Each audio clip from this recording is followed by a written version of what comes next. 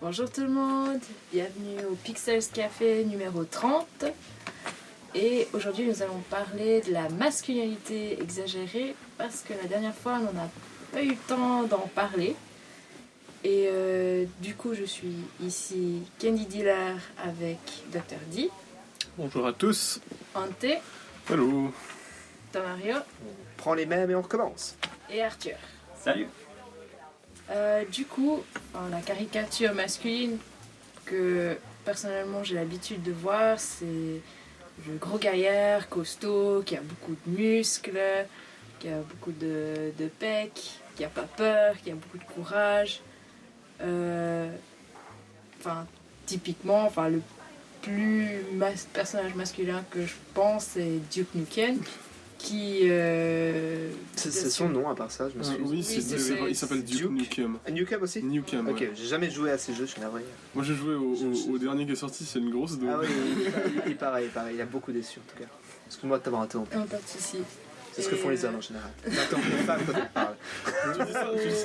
Tu dis ça en l'interrompant, en plus, c'est merveilleux. Du coup, c'est le plus grand sexiste de la planète.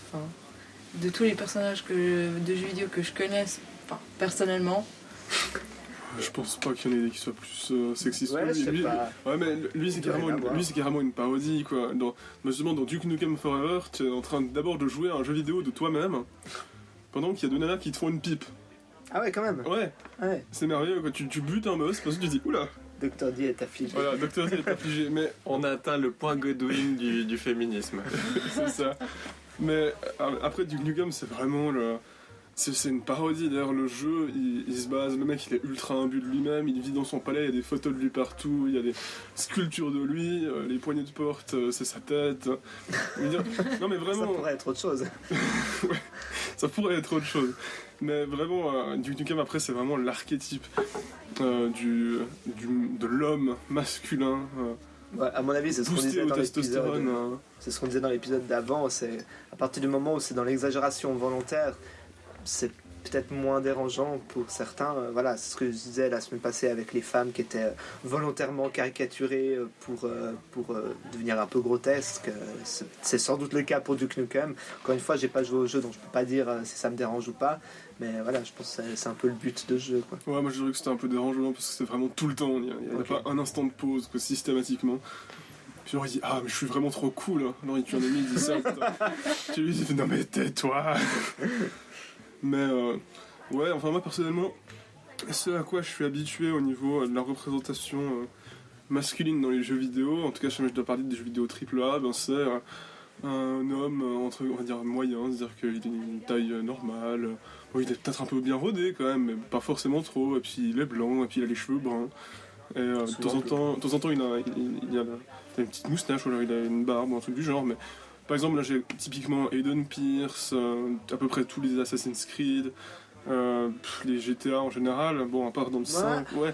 Non. C'est intéressant les GTA, parce que les GTA c'est vraiment l'un des seuls jeux, et on en parlait avant en offline, mais c'est un des seuls jeux où vous incarnez des personnages qui sont franchement pas beaux.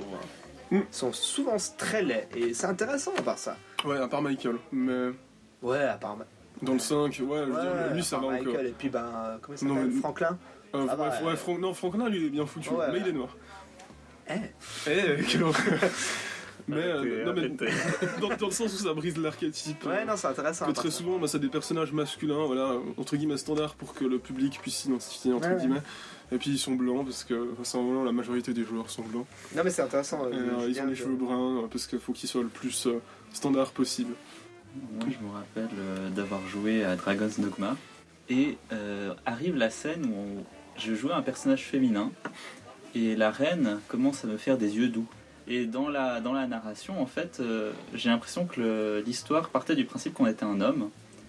Et puis, il y avait tout plein de gestes ou de symboles comme ça qui signifiaient, en fait, qui étaient plus appropriés vis-à-vis d'un personnage masculin que d'un personnage féminin dans l'histoire.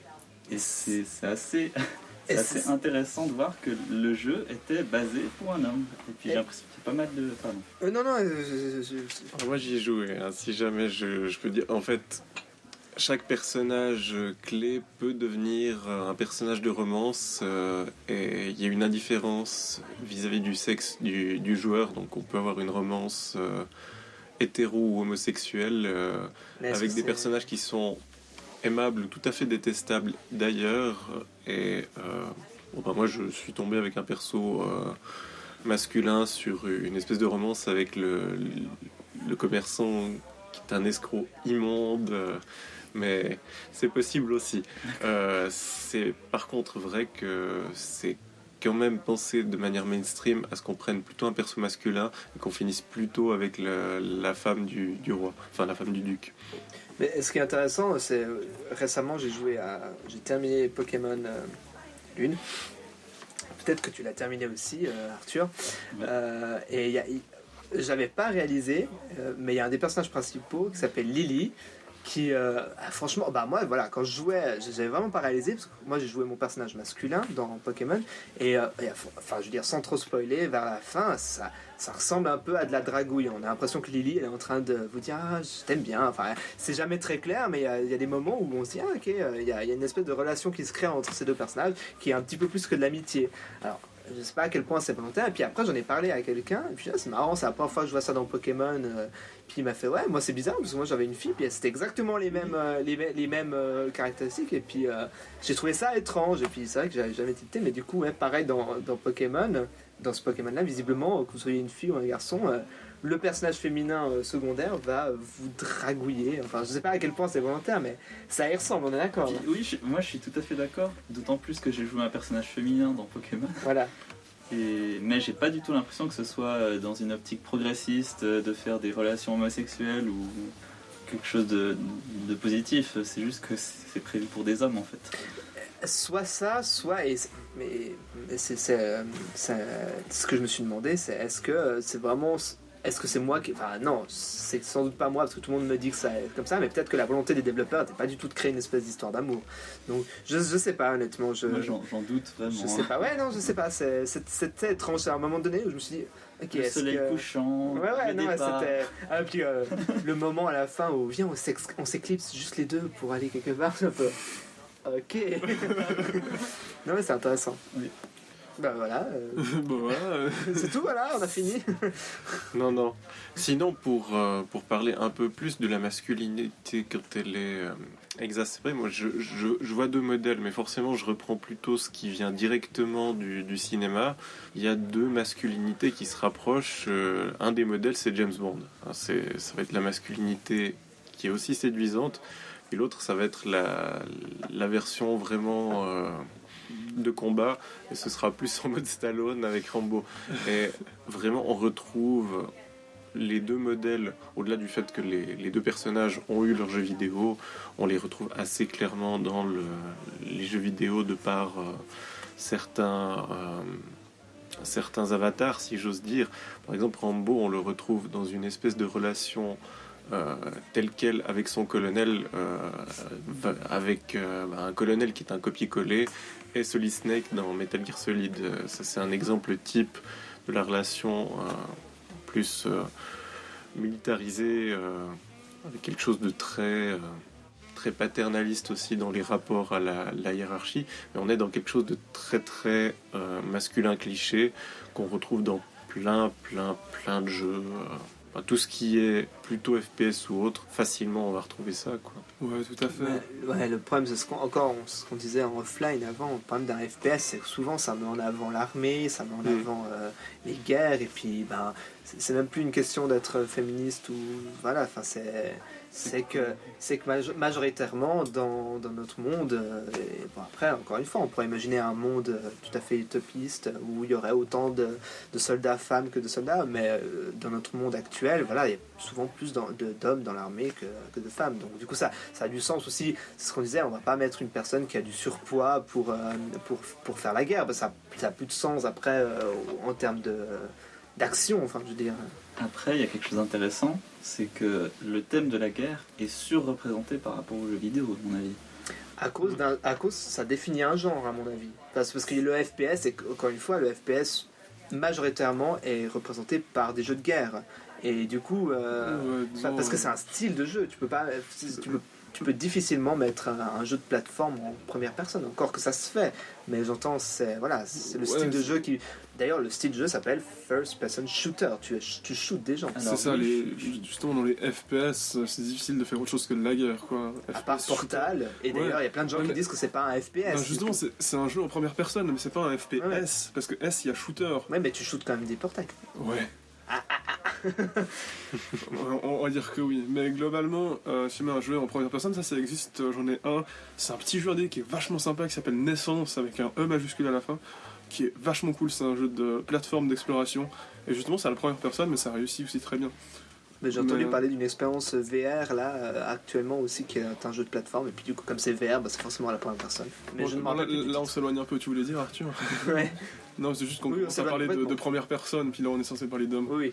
Si on veut parler de troisième personne, il y a bien un cas de figure que je trouve assez intéressant jusqu'à la dernière minute du jeu, parce que la question de son sexe se pose pas trop.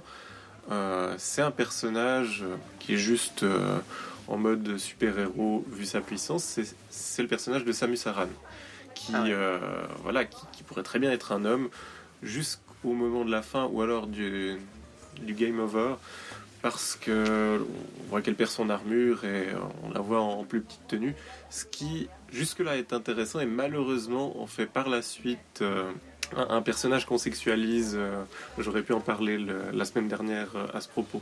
Ouais, mais c'est intéressant parce que c'est vraiment pas Samus, c'est vraiment pas le personnage. Voilà, à part l'exception de... Puis encore à l'époque, quand c'était dans les premiers, quand elle mourait, c'était pas flagrant qu'elle était elle était en petite tenue, mais c'était pas hyper sexualisé. Mais c'est vrai que Samus, c'est un exemple, un bon exemple. Mais là, on revient sur la discussion de la semaine passée, qui est un personnage vraiment, il me semble, pas trop cliché, hein, encore qu'elle a tous les archétypes de la femme blonde, très bien roulée. Alors, blonde, sauf au niveau du caractère évidemment, mais cliché. Mais ouais, effectivement, juste petite parenthèse par rapport à Samus, effectivement, à part les formes, globalement c'est un personnage féminin fort, et puis c'est de loin pas un cliché, quoi. Puis elle est même, enfin je veux dire, la Fédération Galactique, Fédération Galactique juste, ils la prennent comme leader presque, donc c'est assez intéressant à ce niveau-là. Mais il reste la forme. Oui, il reste la forme, c'est vrai. Non, c'est vrai. C'est quand même une des pires représentations à mon avis. Bon, après, la question, c'est que dans le jeu vidéo, ça, je pense, ce n'est pas une... Enfin, comment dire, ça surprend personne de voir des corps idéalisés, que ce soit chez les hommes ou chez les femmes, notamment parce que ça c'est un peu le cas dernièrement des travaux de fiction, que ce soit les films, les séries, les romans, à peu près tout ce que vous pouvez trouver, alors peut-être pas les bandes dessinées, parce que ça c'est encore un monde à part, mais très souvent, les personnages principaux sont des personnages au corps idéalisé. Ou en tout cas proches d'un idéal. Et en général, lorsque les personnages sont moches ou qui sont gros, c'est plutôt pour les tourner en dérision. Notamment, par exemple, dans les comédies américaines, probablement que le héros sera un peu avec un ventre à un vide à bière, ou alors qui sera moche ou un truc du genre. Et puis c'est à peu près la même chose dans les jeux vidéo aussi. Ça influence sur la diversité des représentations au final, sur ce qu'on nous propose de jouer. Moi, si j'étais gros, je trouverais peut-être pas de personnage sympathique avec qui jouer, quoi. Ou auquel s'identifier. Ouais, effectivement. Après, si je suis une femme aussi, peut-être qu'il y a moins de représentation. Non, mais ouais, c'est vraiment intéressant comme débat. Après, au niveau du rôle, souvent les hommes, c'est les héros, et puis c'est ceux qui sauvent le monde, ou alors qui sauvent la princesse aussi. Mais... en parlant, alors voilà, tu me lances une perche incroyable là. Le personnage le plus emblématique du jeu vidéo est quand même un plombier, un petit peu avec du ventre, pas très sexy franchement, et puis voilà, après ça. Mais il est cartoon. Oui, non, mais certes, mais de moins en moins à part ça. De moins en moins, entre guillemets, mais c'est intéressant. Et il y a moyen d'en faire quelque chose de pire que ce qu'il est. Il est peut-être pas incroyablement séduisant avec son petit ventre et sa petite moustache, mais il pourrait avoir un ventre plus proéminent, une moustache avec des éclairs et puis un costume jaune, et ça donne Wario, qui est la version encore moins dans le mode être fort pour se battre, paraître potentiellement séduisant pour la princesse. En tout cas, la question se pose pas trop dans l'univers de Mario, mais s'il y avait un concours de drague entre Wario et Mario, on en reste quand même à appliquer tel quel les normes sociales du monde dans lequel on crée Mario plutôt que de celui dans lequel Mario évolue. Bon, Wario est méchant, mais dans les dernières représentations de Wario, il est quand même montré comme très musclé. Il a juste du ventre, je sais pas pourquoi, mais il est quand même très fit, quoi. Enfin, pas fit. En tout cas, au niveau des bras, il est très, voilà, ça. Il a des beaux biceps. C'est intéressant. C'est vraiment intéressant comme débat. Je pensais pas que ça va partir sur Mario, mais... Moi non plus. Enfin, j'ai sorti la princesse et le château. Mais voilà. Mais en parlant des... C'est marrant qu'on n'ait pas plus parlé de Final Fantasy comme on l'a fait avec les femmes, parce que c'est vrai que dans Final Fantasy aussi, les personnages sont souvent... Les personnages masculins sont vraiment idéalisés. Là, j'ai encore... Ça fait 3 semaines que j'en parle. Encore en tête le dernier, le Final Fantasy XV, où vous incarnez 4 héros. Ils sont tous des idéaux masculins, ou presque. Enfin, vous avez voilà, tout le monde a fait la comparaison avec les boys bands. Quand on y joue, ça disparaît un peu de notre esprit, mais quand même. Donc vous avez le grand musclé ténébreux, vous avez le petit rigolo blond, vous avez le majordome qui est un petit peu plus classe, et puis vous avez le personnage principal qui est un petit peu torturé, comme plein de personnages de Final Fantasy. Mais c'est intéressant parce qu'ils ont tous un corps presque de rêve, et puis ouais, c'est intéressant. Pourtant, de ce que j'ai pu voir, les traits du visage restent relativement féminins, non? Le personnage principal, ouais. Ouais. Pas les autres. Comme dit alors. Je vais faire... je crois qu'il y a des gens qui vont me détester, mais je trouve que les personnages masculins dans les jeux vidéo japonais sont très féminins. Je trouve. Ça dépend lesquels. Dans Final Fantasy, je joue pas trop, mais comme tu as dit, c'est un peu le boys band. J'ai un peu regardé des extraits et je disais, mais je trouve que les longs cheveux, le grand qui est toujours à torse poil, ça fait un peu... Alors lui, s'il y a bien un exemple de pas féminité, je veux dire, lui, Gladiolus, il s'appelle, c'est vraiment le personnage qui a aucun trait féminin. Non, ça c'est sûr. Mais je sais pas, il y a part qu'il est aussi habillé que Cindy dans le jeu. Mais je pense surtout en fait aux animés, parce que je trouve, pour moi, je trouve que ils sont juste féminins. Je sais pas comment expliquer, mais les traits de visage, je trouve que c'est comme les chanteurs de K-pop et c'est vraiment pas très androgyne. Voilà. Ouais. Non, je suis assez d'accord avec Andy Dealer là-dessus. C'est quelque chose qu'on retrouve pas mal depuis que les persos des Final Fantasy ont un visage un peu reconnaissable. Et puis une dernière chose par rapport à Final Fantasy qui était intéressant à noter, c'est que récemment il y a eu un jeu sur mobile qui est sorti qui s'appelait Final Fantasy Mobius, je crois. Peut-être qu'il avait un sous-titre ou autre, mais bref. Et ça a fait un petit scandale en Europe parce que le personnage masculin était était pas forcément efféminé, mais il était habillé très léger. On voyait beaucoup de son corps. Et un truc qui serait passé totalement pour une femme a fait un gros scandale chez nous. En tout cas, il a été rhabillé en fait dans la version peut-être dans la version originale aussi, mais en tout cas je sais que chez nous c'est pas sorti. Il a eu plusieurs habits en plus. Il est toujours un petit peu déshabillé, mais et c'est vraiment intéressant de montrer que ça choque à partir du moment où un personnage est trop déshabillé aussi, même que ce soit un personnage masculin. Il y avait encore un type de personnage masculin dont on n'a pas du tout parlé, mais qui est vraiment une figure masculine par définition, si j'ose dire. C'est ce qu'on pourrait appeler la figure du père. Ça, c'est un autre problème. C'est que, si je puis me permettre de le dire comme ça, le vieux sage, ça va rarement être une femme. Obi-Wan, c'est toujours pas demain la veille que ce sera un personnage féminin. Et ça, c'est aussi le cas au cinéma. Mais dans les jeux vidéo, c'est particulièrement net. Le personnage du vieux sage... Zelda. Zelda, les derniers, les sages sont des femmes, presque. Putain, on dit Impa. Bah oui, c'est une femme. Oui, mais bah oui, c'est plutôt pas fondé, les sages. Oui, c'est ça. Oui, non, mais enfin, je veux dire, désolé pour le gros spoil, hein, mais il commence à avoir prescription maintenant, mais dans Skyward Sword, l'un des personnages centraux, c'est Impa, et c'est celle qui vous conseille dans le jeu, et puis elle est âgée, et puis c'est celle qui est toujours là, elle a pas de problème, voilà, enfin c'est... Oui, mais elle se bat quand elle est jeune. Ouais, mais même quand elle est âgée, elle n'est pas ni capturée ni quoi que ce soit, elle est là pour conseiller. Oui, forcément, quand on a atteint 90 ans, je pense qu'on peut arrêter de se battre. Ce ne sont pas tous les vieux sages qui se battent non plus, quoi, je veux dire. Oui, c'est ça. Donc voilà, on va terminer ce Pixels Café. On vous invite à regarder notre page Facebook Pixels Association et aussi notre site internet à www.pixels-association.ch. Et à bientôt. Au revoir. À bientôt.